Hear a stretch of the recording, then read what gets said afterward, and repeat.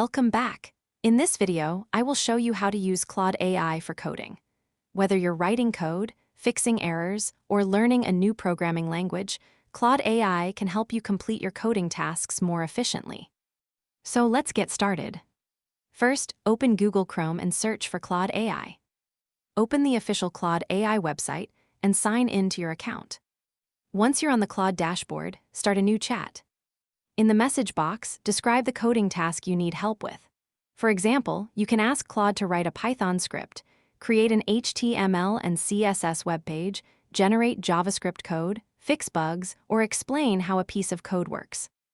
After entering your prompt, press Enter. Claude will generate the code in just a few seconds.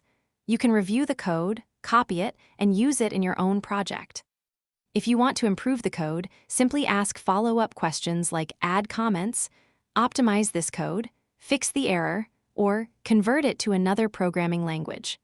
Claude will update the code based on your request. Claude AI supports many popular programming languages, including Python, JavaScript, HTML, CSS, C++, Java, PHP, and many more.